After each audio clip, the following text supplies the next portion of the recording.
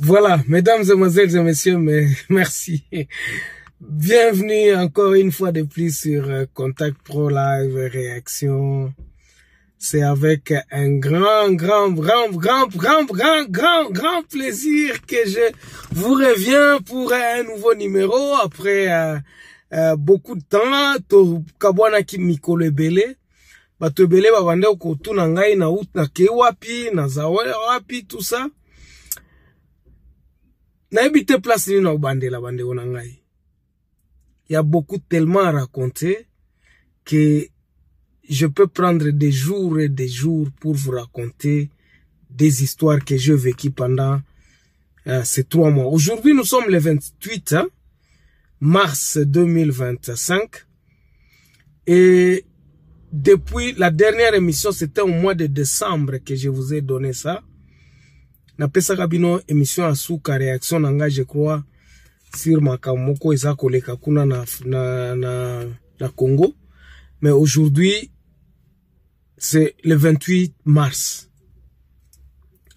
Il y a eu des choses qui se sont passées. Batumsu bakiomona peut-être que j'ai un peu maigri, j'ai un peu perdu du poids, peut-être que na eloko na la team. Il y a eu beaucoup de choses qui se sont passées et que je vous dis que c'est de la réalité. Beaucoup de choses, nous allons les raconter ici. Tokolobela makamwango. Makamuni yango tokolobela awa. Na ba émission oe kolanda lelo. Parce que lelo eza émission kaka. Na annoncé que non. Batunyo sotu boye ba que non Germain Kaindo azali. Et que Contact Pro Live azali. Vous me suiviez parfois na ba TikTok, tout ça.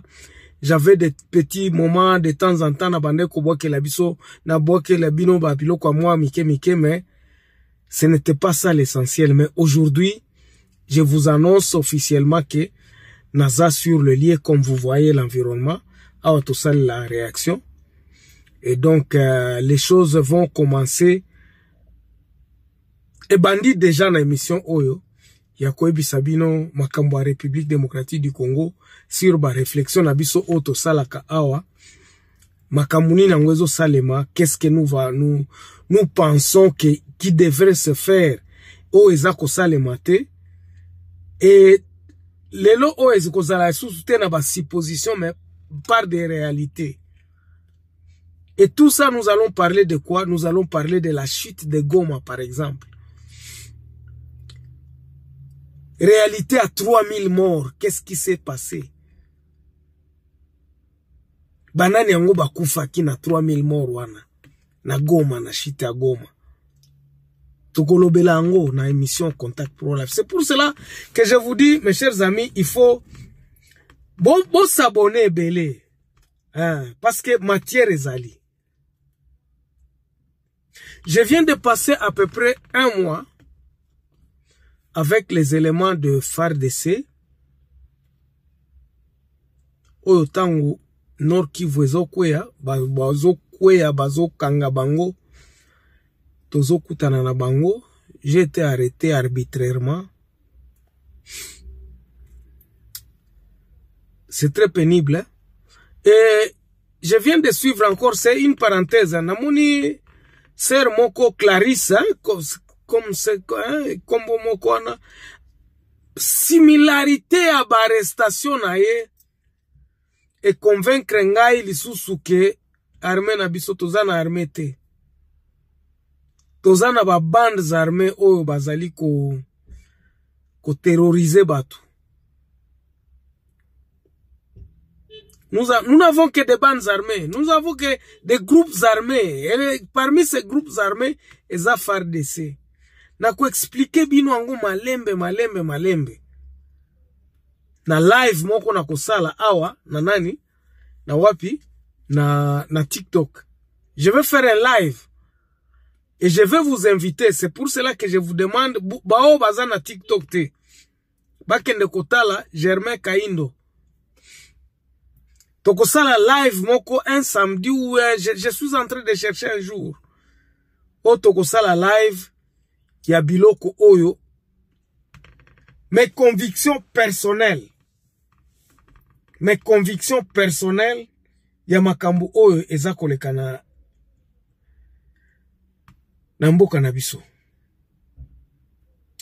Je suis très ému, nazoyeba te soki na bandela wapi, na raconte bino voyage nanga ya Butembo, rencontre nanga avec les M23 na Lubero, na habite so na bandela wapi, parce que c'est tout un dossier. Et là, je me dis, il y a des choses que nous devons raconter, qu'importe o bato bakoloba, boloba te, boloba kenga zoloba, ce que je vécu et mes conclusions sur le FARDC. Et j'étais convaincu que nazalaka sûr et certain ya koloba ngana ye na kotombola maboko te pona ba FARDC, que supportons le FARDC. Non, eza pe faute na bango te, tokyo ko c'est la bango makambo te.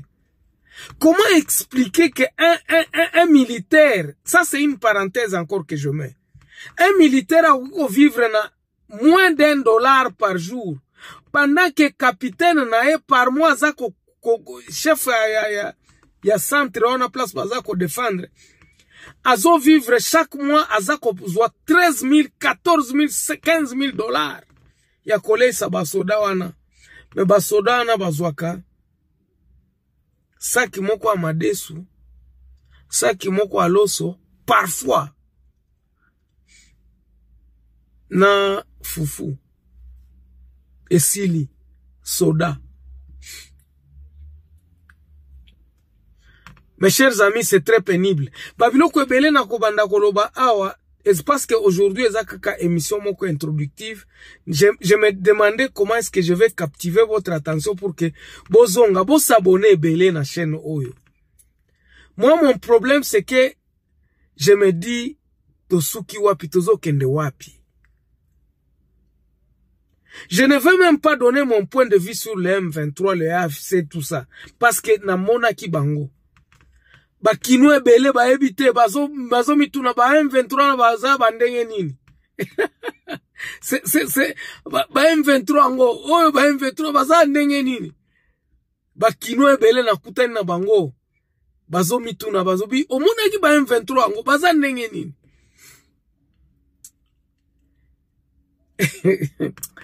Eza pasi pe mawa. Bande konangai.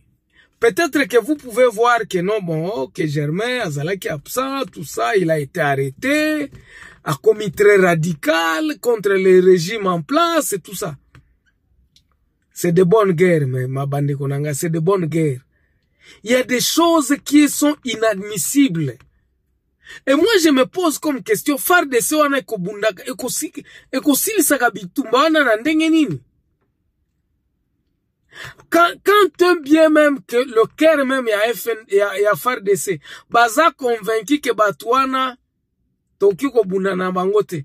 Comment expliquer que mutu moko azokende na bitumba, basoda ba utakananga na centre de formation, le commandant auta na Kamina, bangonyo so bakomi na Sud Kivu, na Nord Kivu, oyo place bazokende bitumba, bayeba bakomana nute. Vous allez gagner comment? Ça, ce n'est qu'une parenthèse. On a co-développé na ba émission msusu. Je suis très navré. Ce n'est pas que Nazalaka retenu ou bien arrêté à Goma à cause de mes convictions personnelles, mais c'est à cause aussi de la na qualité yaba force à défense nabiso. Ils ne savent pas exactement ce qu'ils cherchent. Baebi eloko mon côté. Yangwana pesibino exemple il y a 2 jours, j'ai vu une dame une concert Carlis o wasala kaba vidéo nanani na YouTube azala qui arrêté na Bolobo et puis je crois que on l'a violenté là-bas. Je ne sais pas parce que elle n'a pas voulu parler de ça. Un colonel lui a demandé de coucher avec elle. Pourtant, c'est une youtubeuse. À ça, la canaille, film à tourisme. J'avais un projet comme ça que j'avais appelé Congo Profond, qui est encore même en cours. Congo Profond. Dont j'ai les images de Lubero, Otokobanda Babilo, Congo Profond. Heureusement, oyebi ke ta on a komi na Lubero na sali ba image wana projet wana ya Congo profond et j'ai sauvegardé ça sur mon cloud. Mais ba matériel nyonso tout. Malheureusement on a tout pris. Mais heureusement pour ces footage oya Congo profond na sala qui entre Kasindi ti Lubiria c'est frontière à Uganda, ti na kei na Butembo, na kei na Lubero, na kei pa mama place Avandaka. Ça ce n'était qu'une parenthèse. Et donc pour revenir à la situation, il y a ebandeli oyo bomoninga awa, c'est un miracle parce que je devrais être envoyé à Kinshasa. Il fallait bâtir nanga na Kinshasa, on m'a dit que non. J'ai fait un outrage au chef de l'État, c'est-à-dire que na finga ki mokonzi na ba vidéo nangai, et puis collaboration avec l'ennemi, le M23. Nanga soko kotala ngai bakanga kingai 1 mois pour vous, hein. Na osenga musala te parce que je n'en ai pas besoin. Mais je vous encourage dans ce que vous faites. Nzambe akamba bino boko mati na ba objectif na bino. J'ai été maltraité, ma rançon pour me libérer c'était $50,000. Vous pouvez croire ça? Le colonel de TD à Goma a exigé à ce que je paye $50,000 pour ma libération. J'ai été arrêté du 3 janvier jusqu'au 26. Namoni makambo ebele. Ba soda ebele ba se confier pa nangai. Et c'est pour cela que j'ai beaucoup à vous dire. Nazana makambo ebele fona ebisabino. Ezamawa. Mboka nabiso. Ezamawa. Bato soki boza komona ngai lelo, c'est un miracle. Parce que je devrais être envoyé à Kinshasa. Po ba bambelinga mobobo accusation walobinga na za collaboration na M23. Na ebani atana mutu moko atana M23 wana te. Je ne connais personne là-bas.